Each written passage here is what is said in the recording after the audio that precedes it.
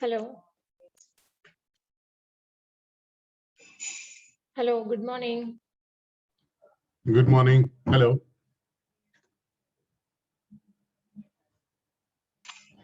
Good morning, sir. Myself, Jyotsna, Hi, Head Jyotsna. of Management and Sciences.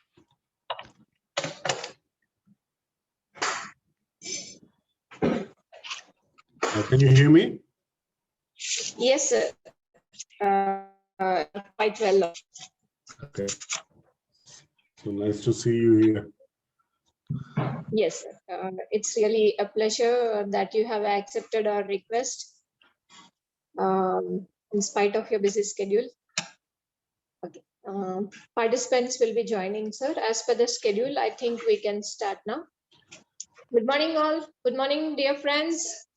Good morning, ma'am. Very good morning, Anudeep. Right. Good morning, all. Hope you are all doing well. Gates Institute of Management and Sciences is an emerging B school in Vijayawada.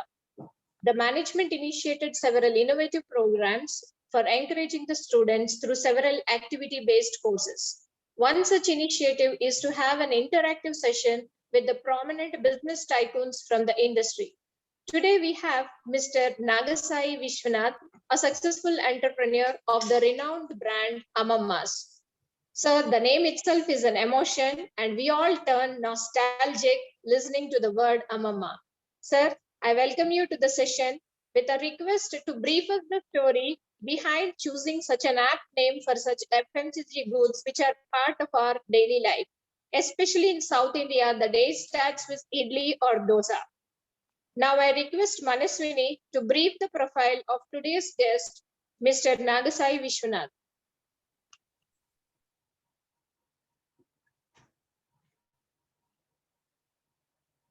Good morning, everyone. This is Manashwini from BBA. Today, we have Mr. Nagasai Vishwanath Garu. Manaswini, switch on your video, ma. Good morning, everyone. This is Manashwini from BBA. Today, we have Mr. Nagasai Vishwanath Garu for our webinar on entrepreneurship and business opportunities. Mr. Nagasai Vishwanath Garu is an entrepreneur. He introduced Amamma's brand. This brand is for the food which are home recipes. He got inspired by his mother-in-law. These recipes are from Srimati Aluvela Mangatayaru Garu. These are the traditional recipes of her. He had a great experience in business handling. He is a former CEO for Glow Mobile in Ghana, country in West Africa. He launched InView India operations from Bangalore. This is the company that owns Budweiser Bay. He worked with Coca-Cola, Marico, Parle-G, Kevin Care, Gillette Diversified Operations, etc. He hails from Vijayawada. Srimati Pratima Garu is the founder of Amamma's brand. His elder daughter, Manya Vishwanath, is lawn tennis player. She is playing for Sena College in USA. His younger daughter, Bhavya, is of class 11. He pursued his MBA in Bradford University, UK. He started his career in 1996. Sir, after seeing the name of your brand, I remembered my grandmother and her recipes. We all are overwhelmed and glad for your presence among us, sir. We welcome you. I would like to hand over the session to you, sir. Yeah, thank you, Ms. Jyotsna and Manaswini for the nice words.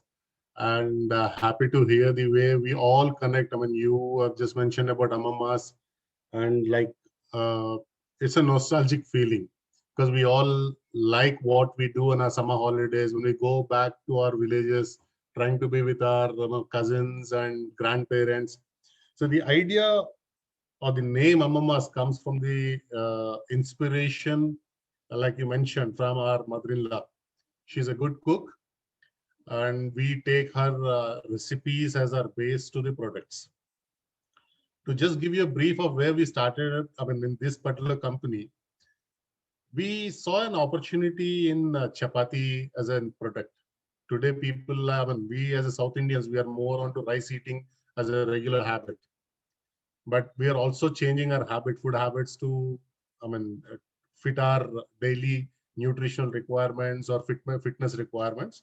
That's when we thought we should bring in something like chapati, that to homemade version of it. The advantage of our chapati, the branded Ammamma branded chapati, is that if you cook it in the morning and take to your school, college, offices and eat it in the lunch, you still feel them the same soft as if you have just made them. So that's how we started our journey with Ammammas. And today we claim to have a 15% share of our biggest competitor across India. Whatever they sell across India, we sell 15% of that in Hyderabad.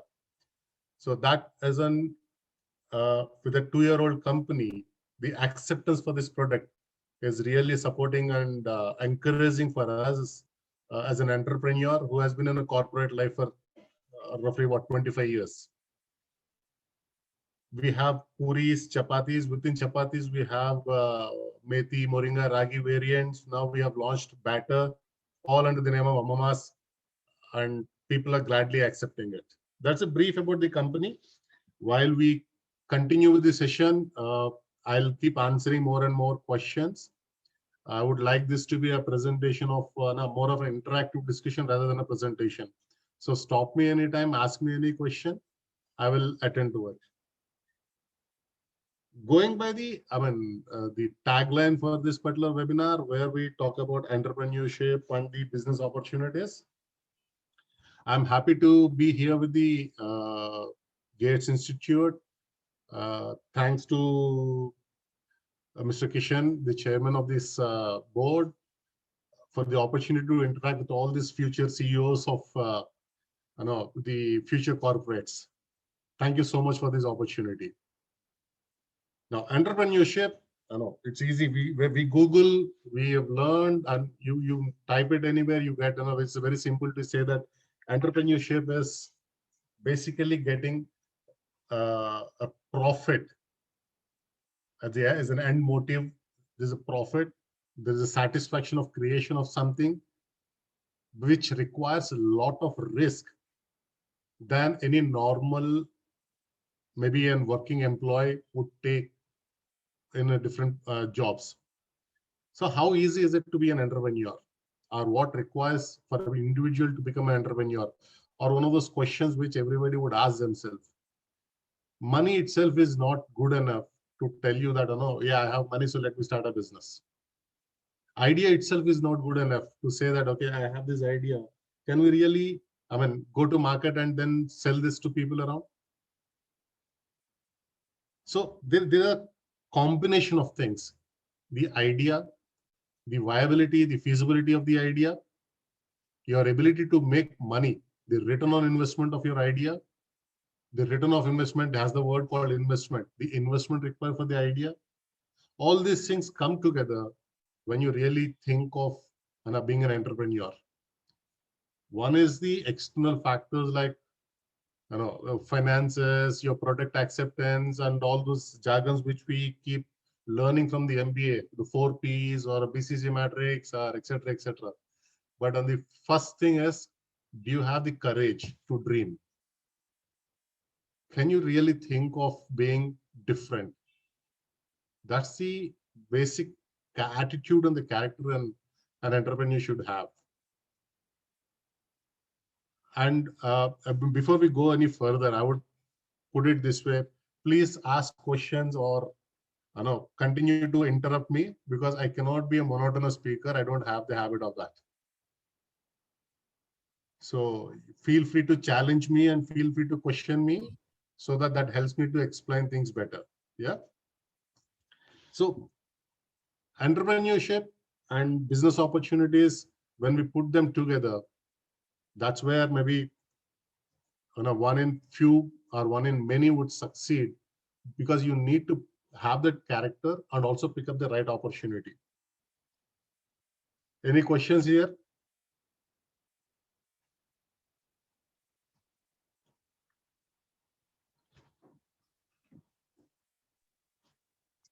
So there is a question, sir. How to overcome the initial toothing problems without losing the interest when we start our new enterprise? Okay. while I would answer it to a general question as to teething problems, if there is any specific question to it, I would address that as well. But I will answer the general question now. See, teething problem.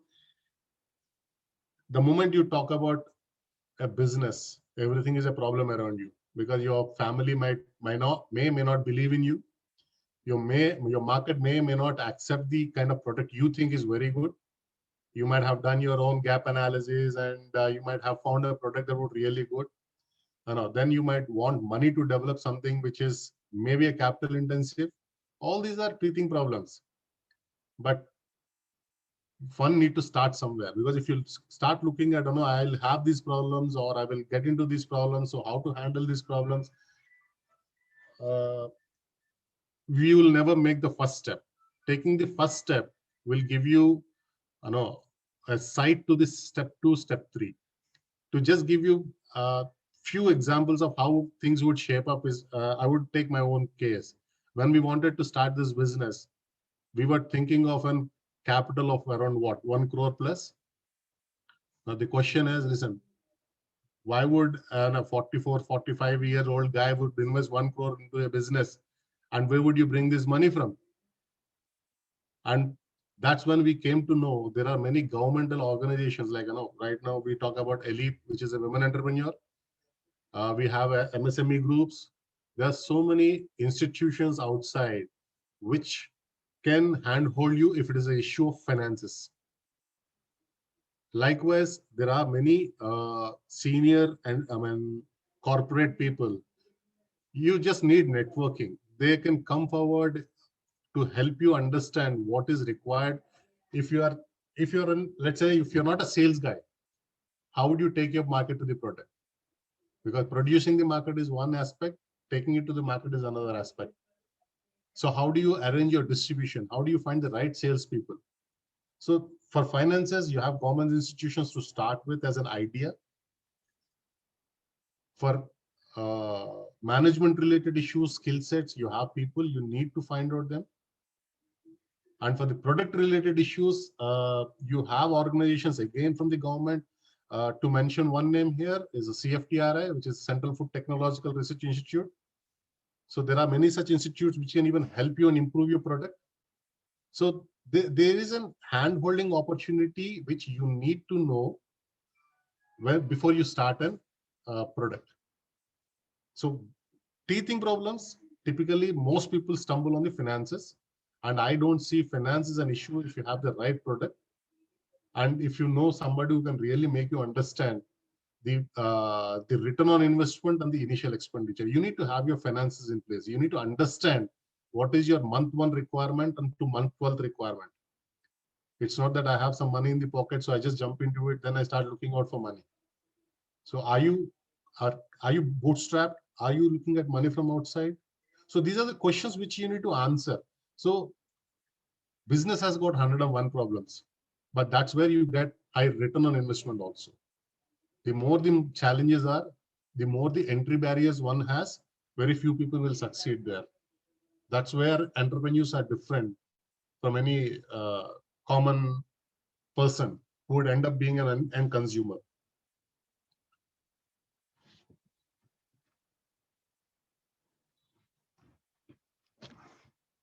So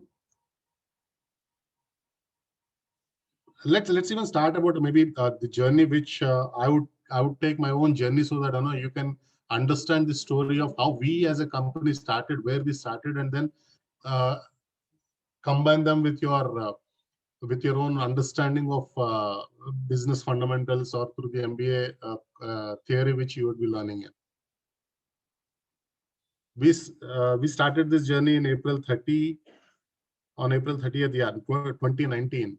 The idea was to bring in a food product because that's where the opportunity, irrespective of whether you have a recession or not, or financial issues or not, because food is always wanted.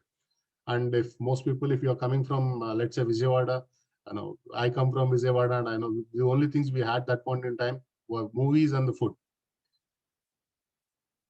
So we thought, let's go and explore our opportunity as an entrepreneur in food market. So now we know where we want to be, the category we want to be, it's a food. Okay, fine. Now you wanted to be in food. What do you want to do in food? Now, because food itself has got an opportunity is like chapati, the shelf life of this product is 8 days. But if you get into ghee, you have 9 months. So there is a lifespan involved into the food products you are getting into. And there are various legal requirements before you even touch any food product, because when end user is consuming it directly, it can create a lot of challenges or hurdles, because you need to go through a food licenses. It's not just I want to start something, I start a kitchen and then I start selling it. We need to have a food license, which is called FSSAI. So for any start, small, big food industry, you need to have a license from FSSAI. Once you have this license, and then once you need to have a product, to develop a product, though you might be good, or though we were good because we use chapati, making chapati at home. So I just can't, I'm gonna press 100 more chapatis and say, okay, listen, now I'm going to sell these chapatis. There's a technology behind even making a chapati as to at what size the diameter of the chapati is supposed to be. What is the thickness of the chapati supposed to be? Why do we ask these questions? Because at home, the heat of the pan is not the same as the heat of the pan at the hotel. So the chapati thickness, if it is too thick, it won't really fry on your pans at home. The parotas, the same thing. So you need to understand what is a product that would be suitable for an end consumer at homes. So understanding the product and developing the product is a big step, which will help, overcome any hurdle after that. Once you have the product, the few challenges which I will share with you here is about, we have a puri also, a very luxurious weekend, eat with your this fluffy puris on a Sundays and Saturdays stuff. Then we took it to the market, we took it to the few hotels and said, listen, boss, we have the wonderful product. The recipe is made by X and Y. We have international contribution when we develop this product and all those things. The hotel guy really made the puri of his hot pan, flubbed, very good. Then he packed it, gave it to a Swiggy guy. I was still talking to the hotel guy. The guy came back and threw the puri on my face and said, listen, this is nonsense. What are you giving me? I said, I'm surprised. What happened? The puri is good. It was fluffy, tasting good. So why is the customer sent it back? Because when the puri was packed, because these guys, they roll the puri when they're taking back to the hotel to deliver it, to the home to deliver it. By the time it reaches the home, it is all into bits and pieces. Now, as an end customer, when I really see the product fluffy, I want to eat it before I tear it into pieces. But by the time it really reached the customer, it was all into pieces. First problem, the hurdle, one of the questions which was asked, we have a good product, but when the product really reached the end customer, it is still not the same product. So then we had to go back to the table and rework on what needs to be done to make sure the customer, when he sees and feels, it has the same product. So the product development, the technology to it, what you are adding, and this shelf life issues. We also have government recommendations as to what can be used and what cannot be used when you are developing a food product. So if you look at the ingredients, looking at the pack of any food product is also very, very important.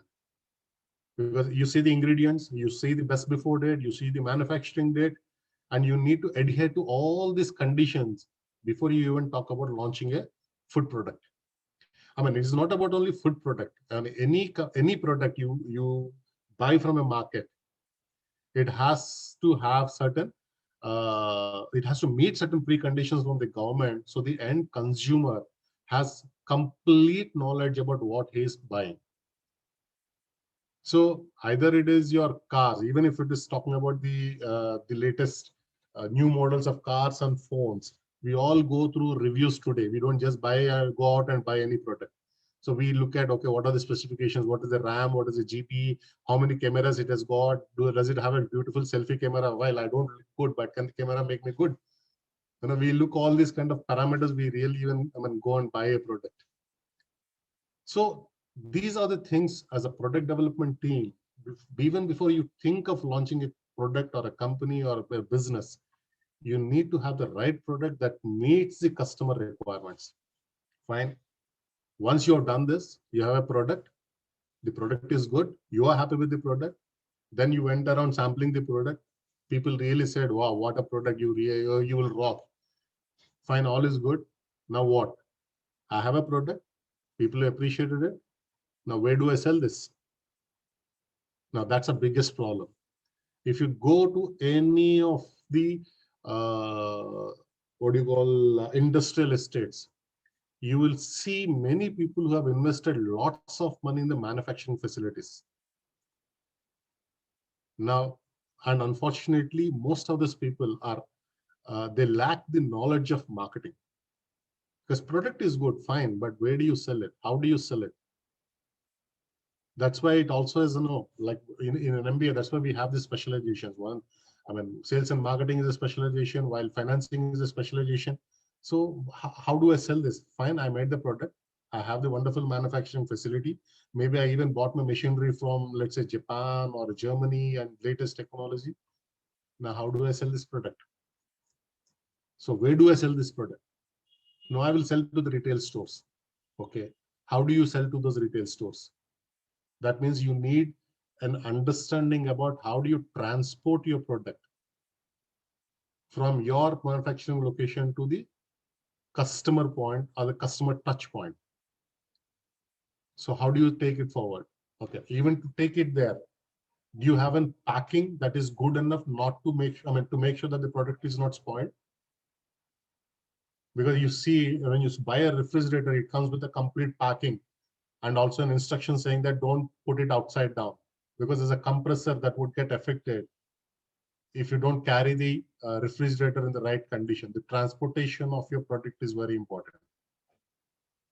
Now, if you are, there's a fish, seafood that goes across country from, let's say, a Vizag or from different parts of the seashores. What happens if you don't really pack it well? By the time it reaches to the destination or the point from where you want to sell, it spoils. So if there's a manufacturing situation, there is a proper packaging requirement, and then you take this product, which is properly packed, to the store where you want to sell it. Now, the moment you want to go there, then the question is, why would a retailer sell your product? You have made a good product, all is well. The product is also like people want it. But let's say if it is in the case of Vijayawada, now let's talk about a modern supermarket. Now, modern supermarket, why would he sell your product? Or a Reliance or a Metro, why would they sell your product? They would expect some money. There is something for them in it. So the question is, what is in for me? If you don't answer that question to them, they would never actually allow you to enter into the store. Now, that's where maybe the team of finance comes in place. What is my production cost? What is my transportation cost? What is the money I'm going to offer to the retail stores? So how do I get all this money from? Where do I get this money from? Will the banks fund me? Will I bring my own money for it? So there's an element of finance, big time importance is there, because if you don't manage your finances well, however good you are and your product is, if you're not making money, then your product and the business is not viable. It's not worth doing that. So once you take the product to the retail, now how do a customer know that there's a product available in the store? Because you might be thinking to buy a few products, but you might end up buying few more products. But if the customer, I don't know how many of you are aware of this, a typical store stocks more than 7,000 to 10,000 products in a retail shelf. So if you walk around those aisles of any of the retail stores, you can start counting. By the time you end up counting, you will have more than 10,000 SKUs. Either you call it chips, or you call it sauces, you call it your Bambino vermicelli or any other product. So how would you get the attention of the user to pick up your product from the shelf? And you are not the monopoly in the area. You might have a competition. That means you also have a couple of other brands might be local, might be international products. So why would a customer pick up your product? Why? That means your product needs to stand out, either because of the packaging, or because of the pricing, or the benefits which maybe no other product is offering. Typically, we call, when we talk about all the 4 P's in the marketing about this, your product, pricing, placement, etc. So once you're on the store, once you're talking about this, shouting out to the product, to the customer, saying that, listen, pick me up. I'm good. I'm economical. So the product has to shout itself. That's when maybe customer would say, okay, let me see. How many of would have, Durga ghee, which is from Vijayawada again. Traditionally, people keep using it again and again without asking questions. Okay, now how many would know that there is a better option than maybe a Durga ghee? But if you look at on the shelf, you have Vijaya, you have Durga, you have GRB, you have Govardhan, you have endless or countless. Now, how would you as a customer end up buying something which I as a seller want to sell? So you need to understand what the customer would want, or what is the kind of customer you are looking at. Because you cannot sell to everyone, because the affordability or the willingness to pay is an area where your product has to fit in. Are you looking at, Chick shampoo? Let me give you that as an example. When Chick shampoo has really launched it into the market, the existing products are like 100 rupees, 50 rupees on the shoulders. The packs of pack sizes, the larger pack sizes. Many people couldn't really afford it. So people traditionally used to use those shikakai and all those homemade remedies to wash their hairs, etc. But when Chick came in with a 50 paisa and 1 rupee packages, the entire market is open for them. People like one of the rickshaw pullers and all those people who couldn't afford to spend the 50 rupees, 100 rupees at a time, they could buy the same product at a smaller pack sizes because that is affordable for them. So are you looking at people who can afford a smaller price points?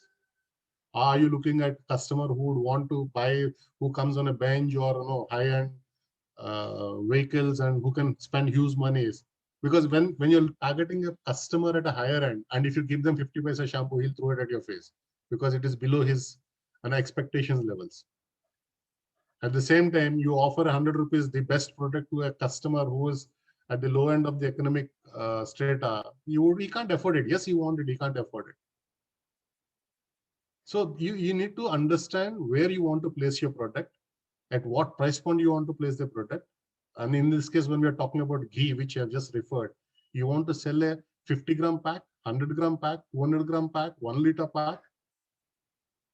You need to understand what kind of customers you are looking at, and then that again reflects on the pack sizes you are offering to the market.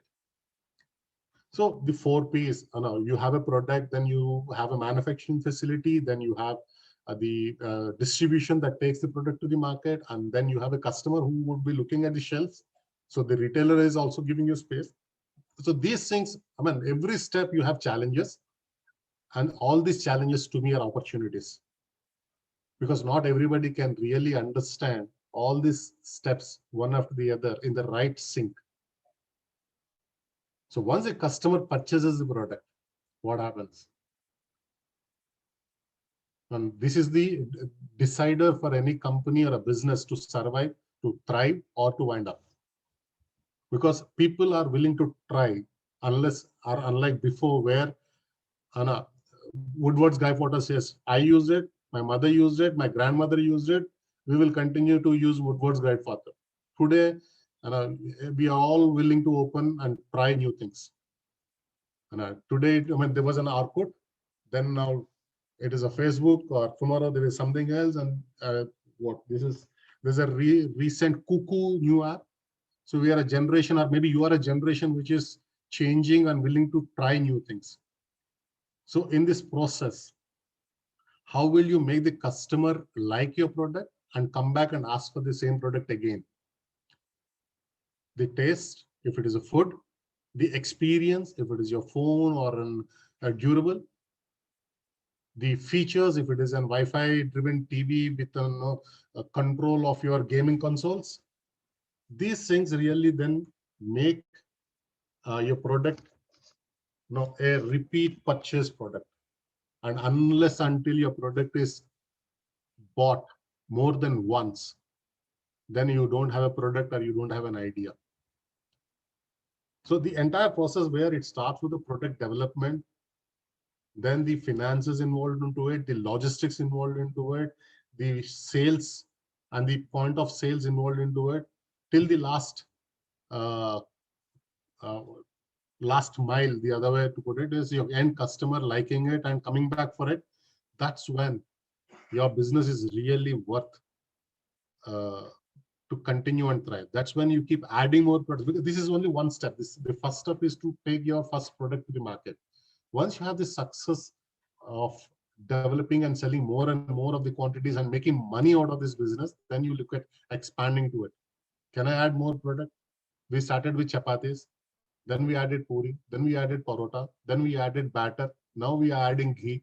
Now we are looking at instant food mixes, because if it's a household food requirements. Now we are looking at a snack for 4 o'clock.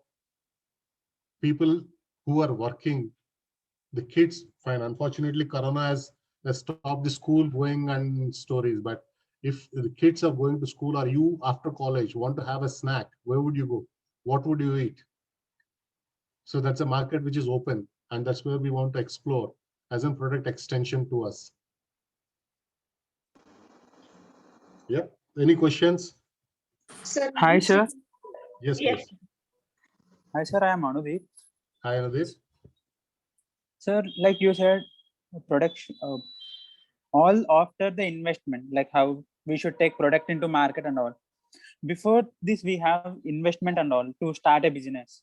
So what sort of investment you tried for, like bootstrapping from the venture capital or from the angel investor or from the third party finance companies?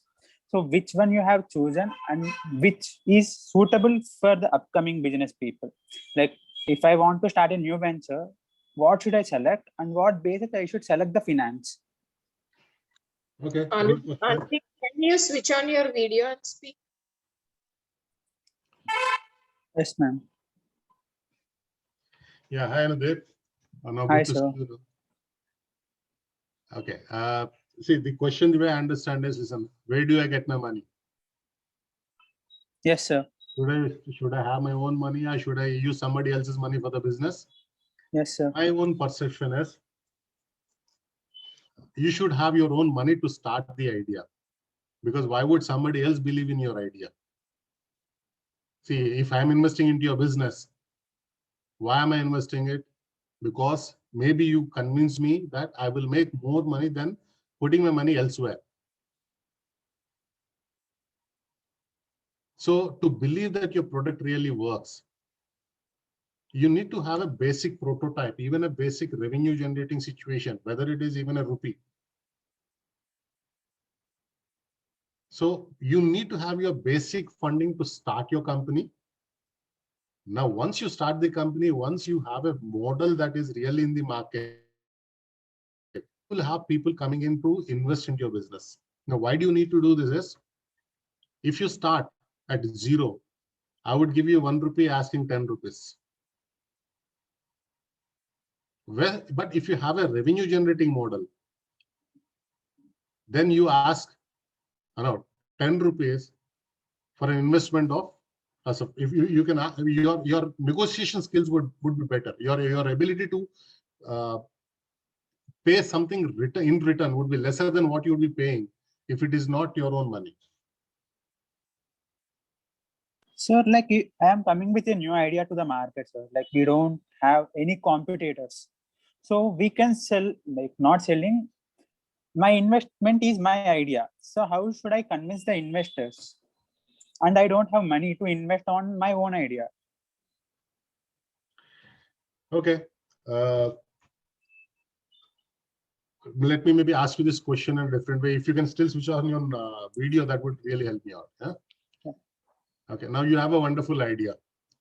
Now you need to convince your investor that this idea is a wonderful. So do you have your business? I mean, what is the kind of return you plan to give it to him? Do you have the complete business plan for it? Yes, sir. Like business plan. if he is going to invest on my idea, when he is going to get the return on the investment, on what source he is getting investment, what are all, like even with the business expansion, we have the business draft, sir. Okay, I'll put it this way. Maybe it's not the forum to detailedly discuss your own plans, but I'll tell you one thing. 99 out of 100 times, nobody would invest into somebody else's idea unless the person who is actually promoting the idea has his own strength, either because of your academic background or your financial backgrounds. That's a basic fundamental. Whatever people tell you, nobody would come forward to invest except your own near and dear, like your family, your parents, and your friends. That's the first lot. If you go to anybody else, they will tell you how to run your business. The biggest problem here is you have an idea, you know how to execute it. Okay, or you know how it's like making a movie. You know, the director has a story with him. Okay, then suddenly the hero comes in and says, listen, no, I'm a hero, so I'll do it this way. This is how you need to do it. Then you start feeling suffocated. You see that, listen, this is not what I thought of. Then somebody else comes in, the producer, the financier in your case is, listen, I need my money faster. I want to get out of this, so I need to make money faster. So let's go and do it all over India right now. So the child which you are holding with you right now, before it really turns to a real strong and young adult or whatever you want to call it, a baby, these people would try and impose their thoughts on you. In the process, you may lose the core feel of how to really develop into a superstar. So whether people would invest or not is very subjective. You might find people. Okay, you will get people if you have influences in the networking. Some people might really buy into it because they may have spare funds. But whether it is right for you, I mean, if I were in your place, I wouldn't do it, because I will develop it at least to a basic extent as to, listen, this is an idea which can translate into money. I've already developed this product and this is where I've tested it. And this is what I see as an opportunity. Unless you have that basic, once you have that basics and there's at least a small, that's what I'm saying. You generate even a rupee, your business is valued differently. But if you want to start investors, I mean, scouting for investors right from the idea, then it is not your idea. You're selling your idea. You're not selling your business. And unfortunately, you won't really get the kind of monetary returns you would expect from it. I don't know if you have answered your question. If there is anything else to it, I will add. No, sir, you answered it. No problem. Thank you. Thank you, sir. So, I mean, I can go on with this, kind of an examples and explanations about this business, but opportunity. The second part of the maybe title is like, what is a business opportunity? Sir, sorry to interrupt again. Go ahead, please. Sir, like India having more number of youth with compared to the other countries and all. We have young brains in India. Yeah. Like coming to India, we don't have that great openings or the opportunity to start a business. So if we are going, like if young generations are starting their business and winding them up with like within short time, like there is no long run in the business. Why it is so? You're basically saying that there's so much of young population in India who are willing to take the risk, or maybe who takes risk and start a business. But entrepreneurship is all about like making risk, like calculated risk. Even they are not doing that also. Like they are starting and they are winding up within short time. Like there is no like if we see so many firms that they are starting within 6 months, they are winding up their firm and they are selling their trademarks and they are canceling their all registers and they are selling or they are merging it with some other companies. Okay, see, the question is, why is that the person is not able to take it for a longer time and maybe stick to the same business for a longer time? If that's the way I take the question. Yes, sir. The issue is business is not a one-man show. So while you might be the one who has thought of the idea, the business maybe is your baby, but it has to have a family. You cannot be playing a role of an MBA finance guy and an MBA marketing guy and an MBA production guy. You need to have people who understand it as a specialty. But most people do this mistake because of maybe financial issues, because they can't afford to bring in people on the board. So you want to take you want to play a role, or you want to wear a cap of different functionalities every time you want to do something, because this will work only for a certain period of time. And the young generation, while the excitement into all these things are good, you also need experience. If you don't know what a government institute can give you, a financial support, where will you get the support from? Because you keep looking at individuals to support.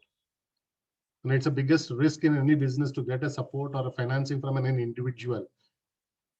For a business to survive and sustain, it has to be an organized investing. It has to be an institutional investing.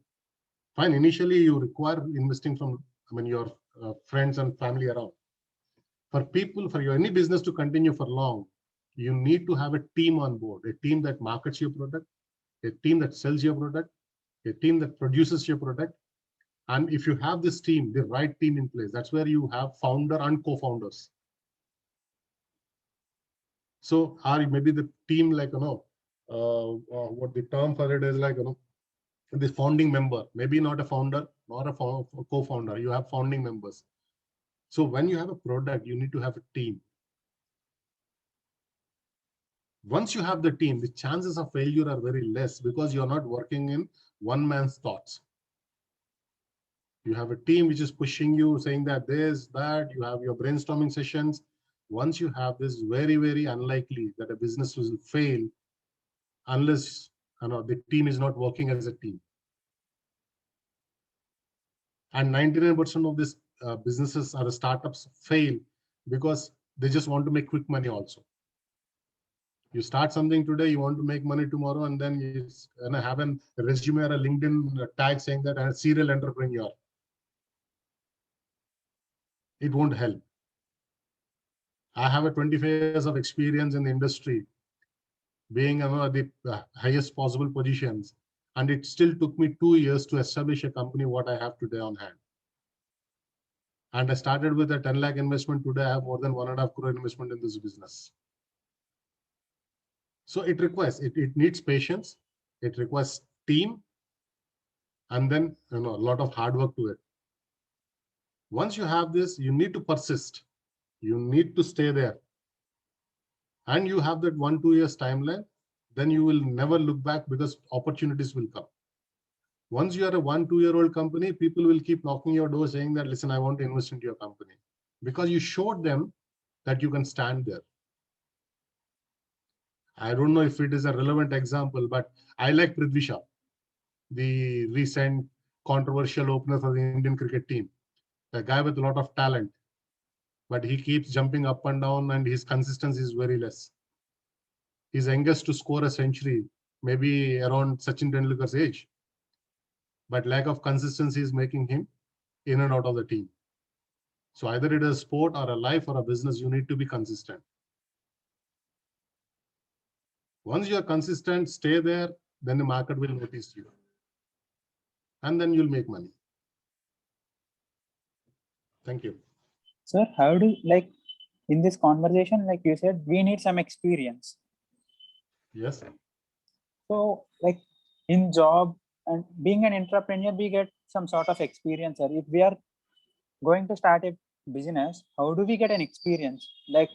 Market is every day, it is updating. It is not all the same thing. If we have the same technology today, it is not be tomorrow. So if I am going to start a business, how will I get experience? Whether it can be with the technology or with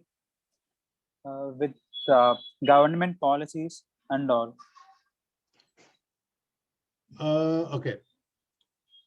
There are two ways to understand the word experience, where I think most of the business schools today, they are going through this approach of case studies. Because you can't have my experience, because my experience is number of years. But your experience is the information that you have today on hand. And I don't have to go to Finland to understand how a Nokia really started and survived till it really been taken off. You have the information, you have the case studies, you are in a college like Gates here, where you might be exposed to all these case studies. So that's where you get experience. Experience number two, you get into, I mean, you want to do a business. So you may not be the first person starting that particular idea, assuming that, it is not an innovation. If it is not an innovation, you have competition in the market. You have people who are already doing a similar business in the market. Go and meet them. They may not give you the complete information. Go and talk to the retailers on the ground. Go and talk to the end consumers on the ground. You meet 100 people, you will get most possible, I mean, whatever information is required, 99% you'll get the information. So experience is not number of years. Experience is basically the amount of information one has to translate his ideas into success. Yes, sir. Thank you, sir. Thank you. Good morning, sir. This is Udaya. Hello, Dia. Yeah, I have a question, sir. Like, Please. perishable goods are always challenging to the store and maintain economic order quality, sir. So, how to deal with it? May I know, sir, please?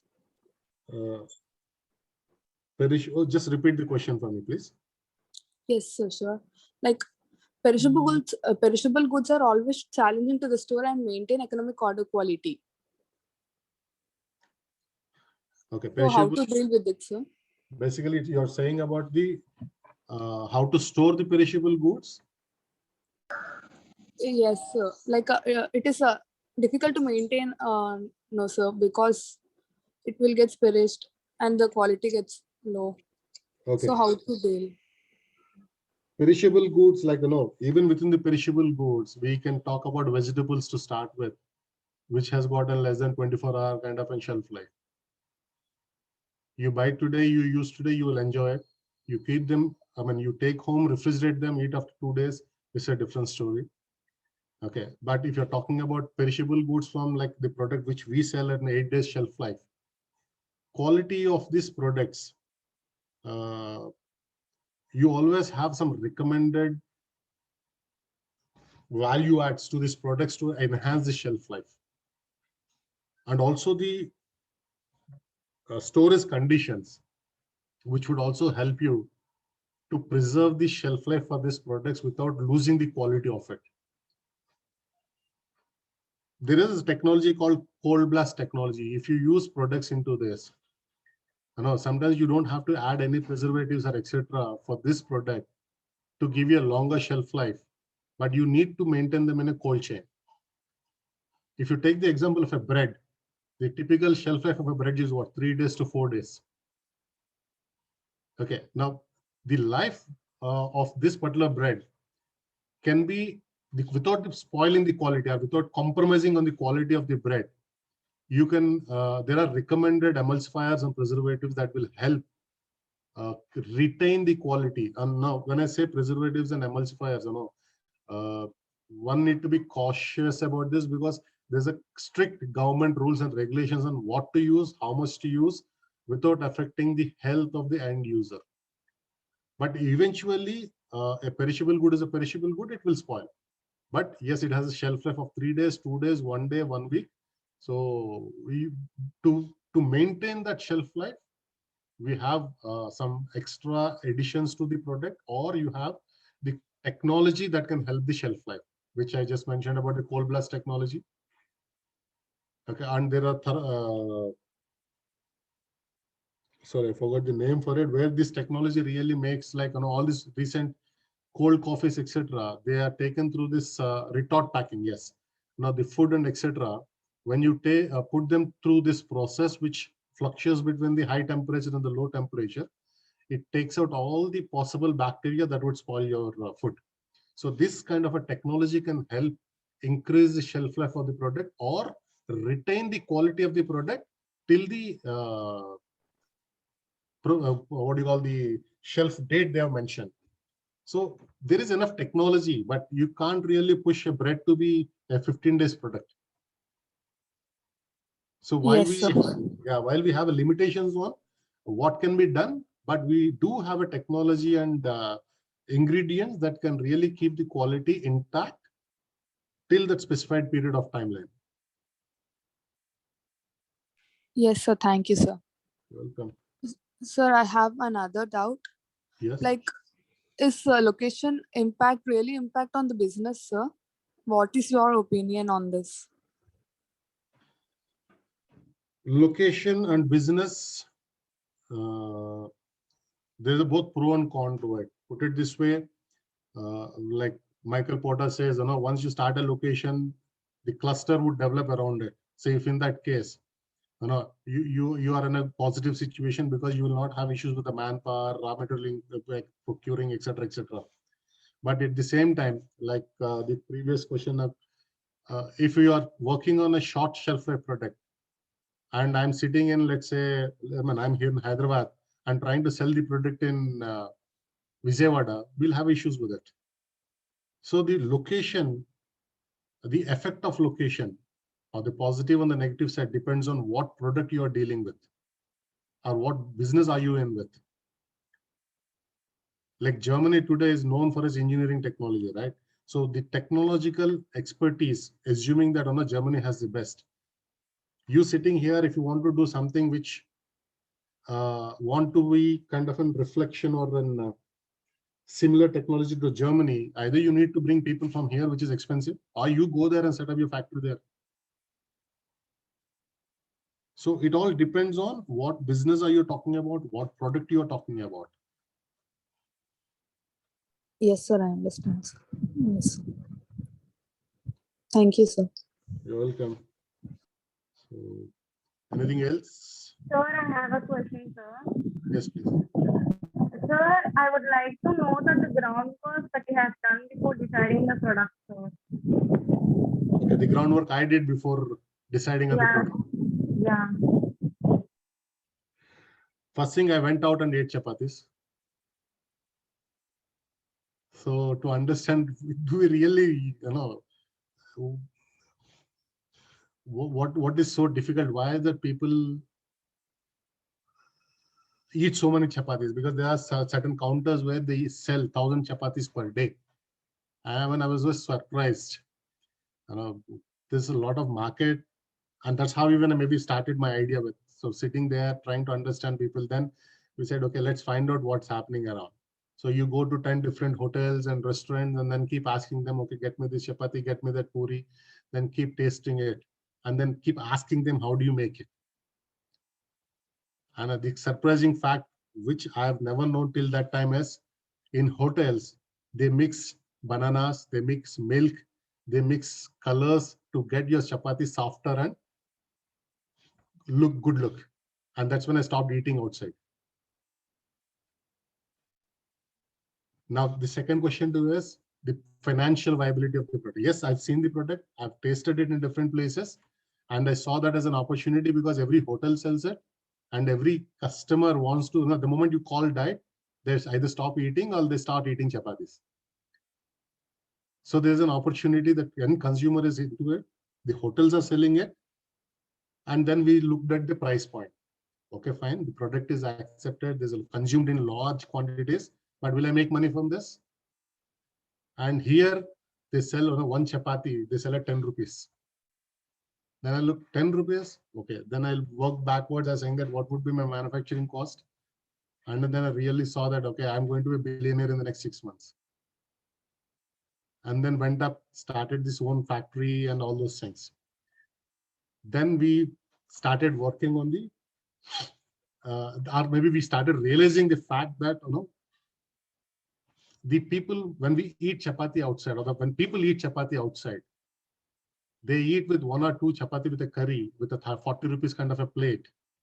They want their stomach to be full. But when the same thing happens at the home level, you want softer, tastier chapatis, which are very different from what you eat from the market. So that's the first realization we had when we started meeting people, understanding the expectations. Second thing we did was that we went around Hyderabad sampling it to almost 400 households in different gated communities. We gave them samples, we took their feedback, and that's where the one which I mentioned earlier, where the particular locality in Hyderabad, Manikunda, etc., if anybody is aware of it, the high-tech city part, where most of the IT employees, they go in the morning and then their lunch, they carry while they are going to their offices. So the feedback was, listen, when I take it in the morning, by afternoon, your chapati is getting harder. I can't eat it. It becomes papad.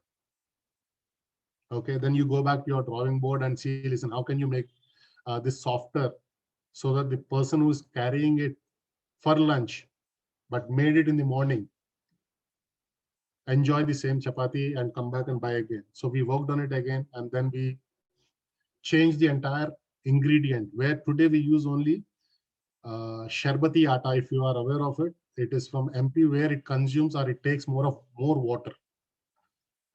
Then we also changed the procurement of the atta, wheat, where we procure from the mill, where from the milling time to conversion into a chapati to the consumer, to the end consumption time, it's 15 days.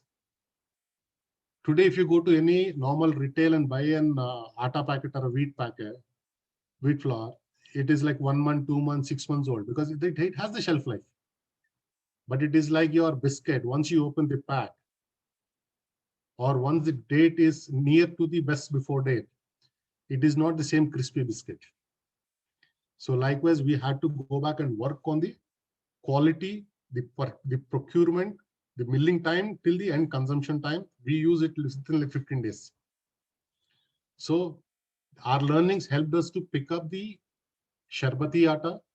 We use it with an option called Lokwan. All these are like, various wheat names that come from different parts of the India.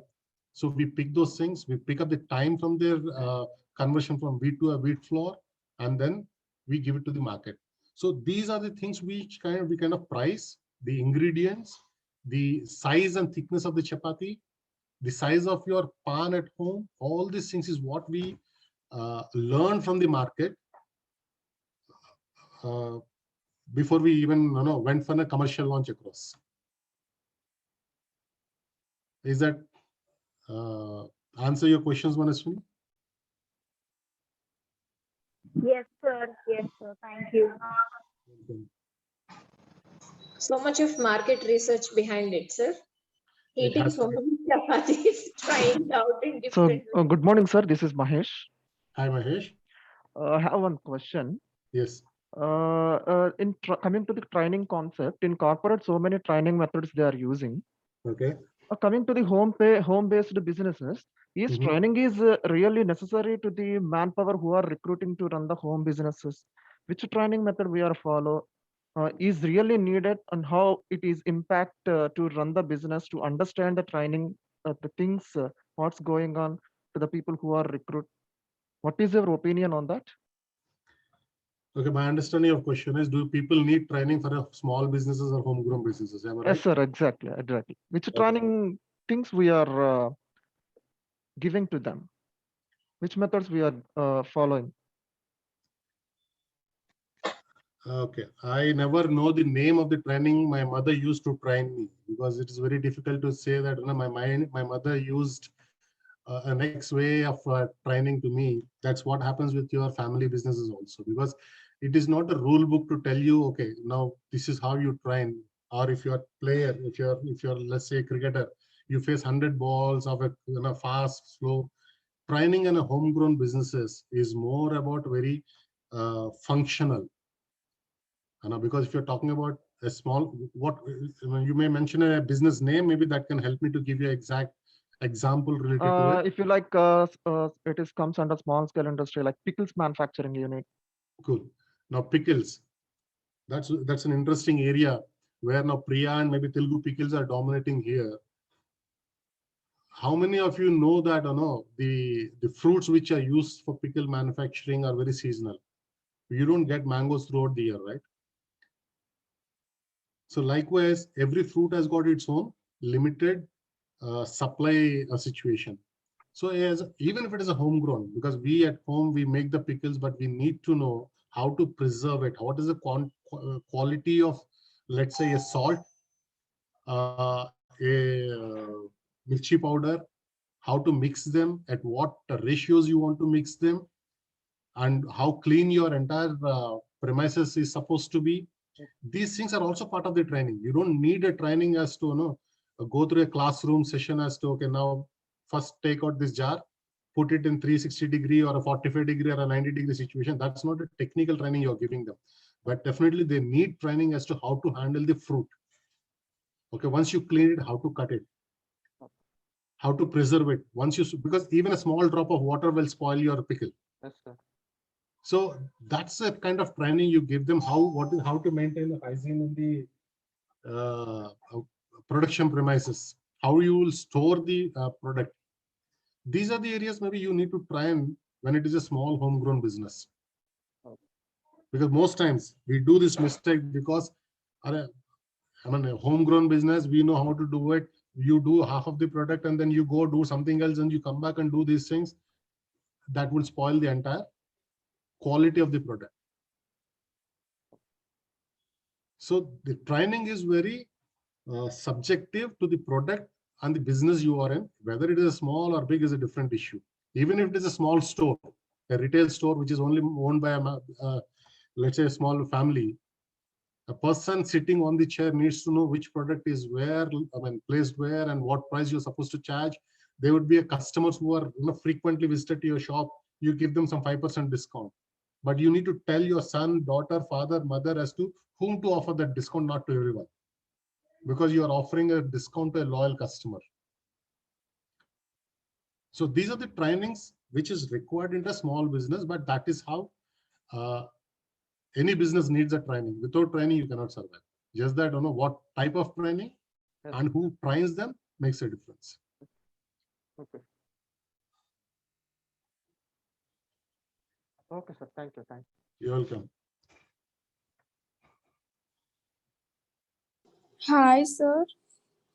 Yeah, Aisha. Yes, sir. So I have a question like, who is your exact target customer? How can you improve your services in your business strategy? Okay, to me, there are too many questions in that one question. Who is my target customer? You mean to say that for any business or to me as a particular To you as a particular, so.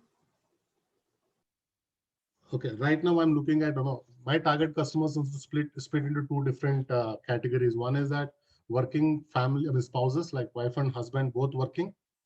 They have a limited time, but they want a quality product.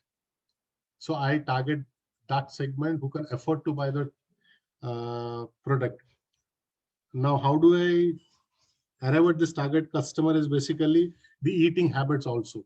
When I said in one of the previous examples I've quoted is like, the high-tech city area, the Manikonda area, people here are either bachelors who cannot cook for themselves, or the wife and husband both working. This is the population which is the primary target. The secondary target to us is because we have a variants which are made with ragi, moringa. These are like, moringa is anti-cancer and ragi is very healthy as a product. So these are the products which are sought by elderly people who cannot really mix your atta, because like your hands, the aged population are not strong to even mix their attas. So we are trying to even cater to these people, and we supply to them directly. We have our own app and website. So we look at people who are busy, who can't do it for themselves, and even finding a household help because of the corona situations, you don't even get them these days at home. So that's one set of customers we targeted. And the second set of customers is that who have reduced eating habits, they can't eat quantities, who have changed eating from rice to chapatis. So the elderly population who cannot make it for themselves, that's another set. So these are the primary targets for us. Yes, sir. And how to reach this? If the strategy is, if the word you mentioned as a strategy is to how I reach out to these people, we sell or we make our products available through our website, app, WhatsApp, your offline stores. Like you walk into any retail store next to your home, we are available there. So it's a Coca-Cola statement. So if you want to succeed, you need to make your product available at the customer's arm's length. If you want to get up out of your apartment, come down to buy something, you should be available. That's our approach into making the product available as a distribution. Yes, sir. Thank you, sir. Welcome. Sir, did you face any competition in your business? Competition in my business, I'm a competitor. I'm not the leader in this market. And I'm giving good competition. I'll put it this way. Chapati making as such, every second street in any village or at least in a city, you have small time chapati manufacturers. So competition is all over me. Now, to extend the answer to what you asked me, competition, yes. With respect, I take the name of ID Fresh, which is a national player. So we compete with them and we have placed ourselves as an best alternate or maybe the primary choice. Then what else? We actually overcame the competition. I mean, rather than by being different.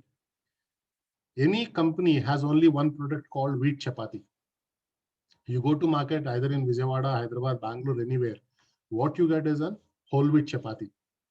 But we try to make ourselves look different by giving them methi chapati, by giving them moringa, which is your drumstick, ragi chapati. We even launched puris.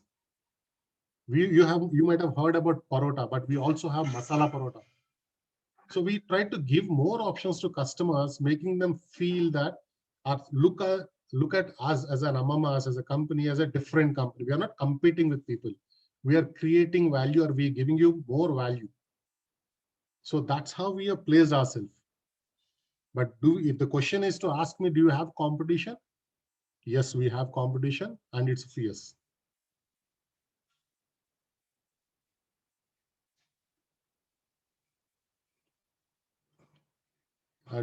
Anything more to add to it?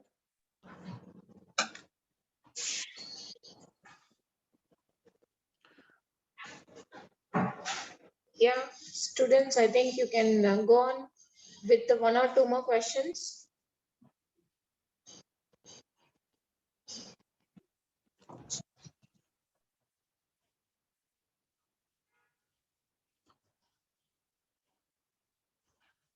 Sir, your company being dealt with a perishable good, I have a doubt. How do you minimize the wastage, and what are the methods that you adopt to turn up as eco-friendly? One is that how do I reduce my wastage? The second one is eco-friendly related to. Sorry, I didn't get that. So the wastage, the products, the food products when you're making, where is the wastage being dumped? How it is being dealt in waste management? Okay. As a food product, is inevitable that we end up with unsold stock because you place them on a retail shelf. So we typically join hands with the municipality of Hyderabad, GHMC, and we make sure that the product is safely disposed in their yards, because it's a food item. So we need to be very careful, not only when we are selling, but also when we are disposing it off, so nobody uses it even by mistake. So we have tied up with the GHMC, which takes care of the burning it out, or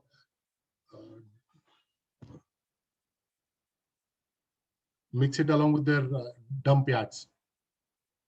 So on a day-to-day basis, we have the GHMC team coming and taking the product from our end, and they personally make sure that it is not in anybody's hands.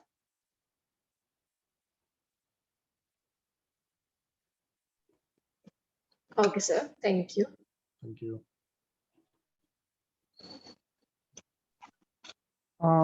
Sir, another question I have. Supply chain is important for every business, right? Yes. So coming to your businesses, like home-based business, like micro business and small-scale industries, which supply chain system is flexible to move forward in the market, sir? I think the question is this way: it is not home-based business or huge multinational company. The distribution is dependent on where you want to sell or whom you want to sell to. Today we started with a 30 lakh turnover company. Today we are a 3 crore turnover company.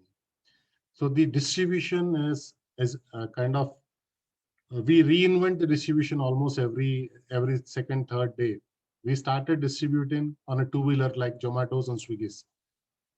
We used to take our products on the two-wheelers, typically Activa vehicles, where you can stop the stock in front and maybe a bag at the behind.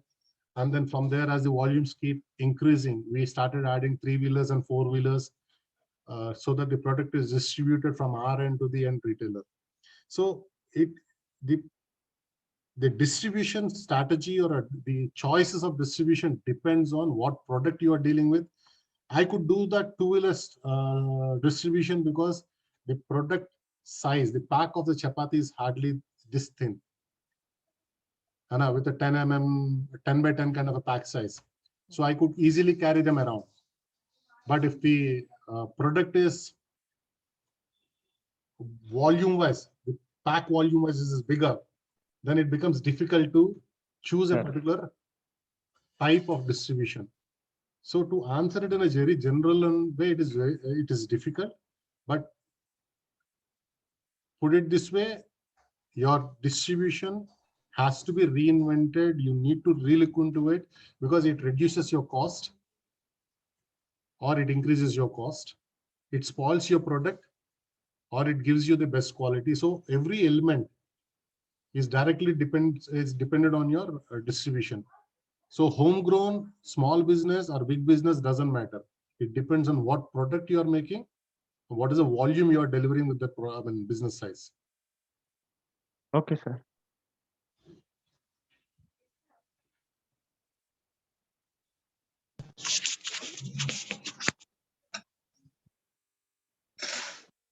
Yeah, any queries? Just feel free to take up now. We are gradually increasing the time that was allotted to us. So one or two more questions and then we will be ready to wind up.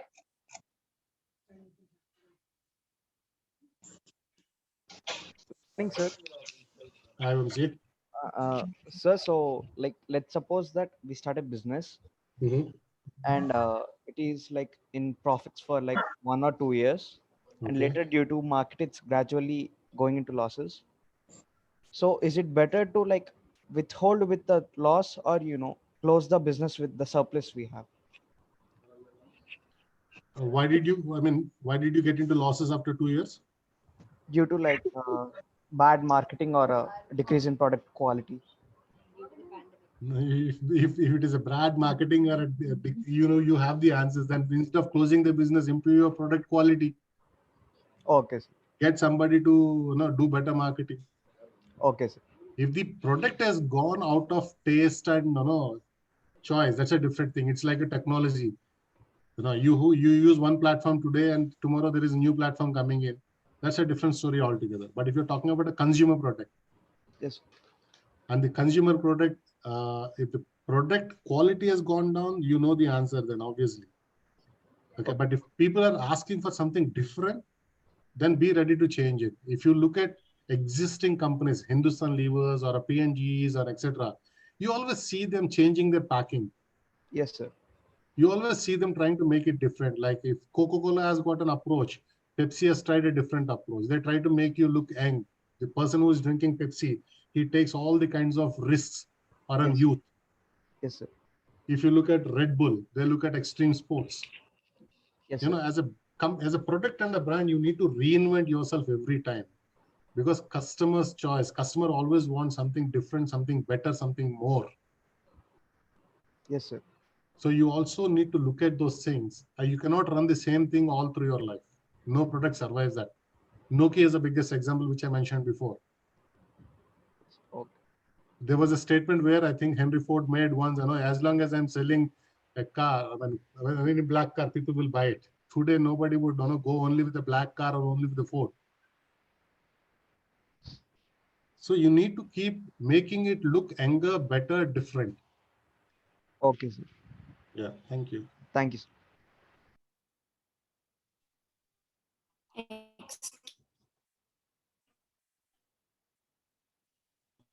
You are not audible, Ma. Just introduce yourself and pose the question. Hello, sir. I'm Bhumika, sir. I have a question. Like, a business plan is necessary to launch business. So, like, I want to know what is the correct procedure to design that plan. Business plan is not necessary for launching a business. Business plan is to organize your thoughts.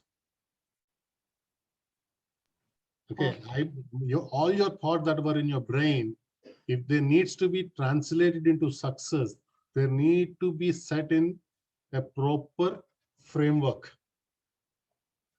Now, this framework, while there are many templates as to how to prepare a business plan, it requires your own putting down your thought process on a piece of paper, make it black and white, and you make it in any form, it doesn't really matter. Yes, definitely, that's where we all study an MBA kind of there, where we get to learn how to formalize or put everything into a proper format, a 2x2 matrix. That's what every consultants do. So to start a business, it's not business plan. It's basically a business plan is to organize your thoughts so that you don't lose track on what you're doing while you are busy with doing 101 things to make it a successful venture.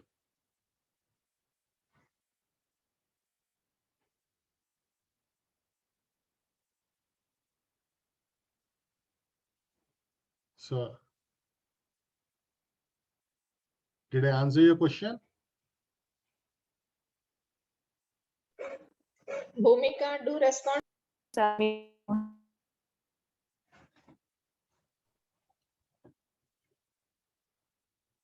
think we have a network issue in there.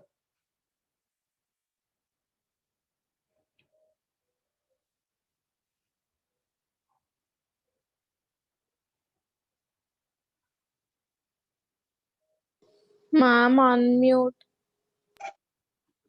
Yeah, thank you, sir. We have stretched it up almost for half an hour.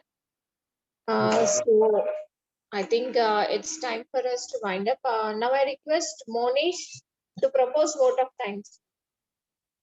Monish, are you there?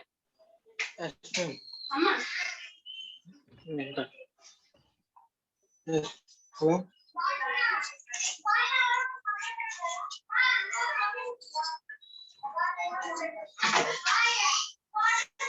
Hello. Hello. Yeah, I can hear you.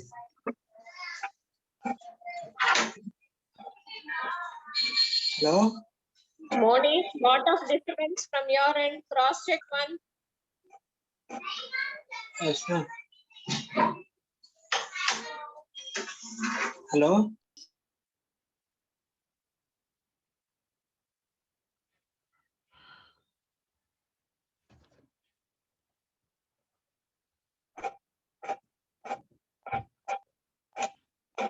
Hello, Monish.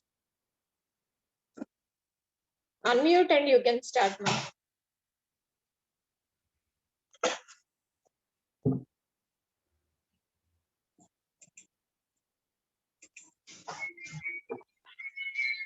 Hello. Yeah, you're clear now. Hello, ma'am. Yes, you're audible. Continue, ma'am. Yes, ma'am.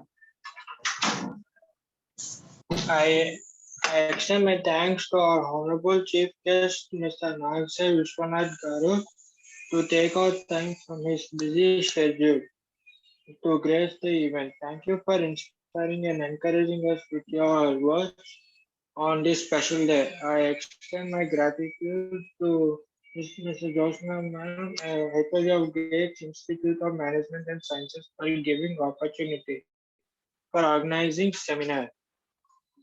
So, I even thank my friends here for attending the seminar and successful. Thank you everyone for making this webinar a great success. Thank you.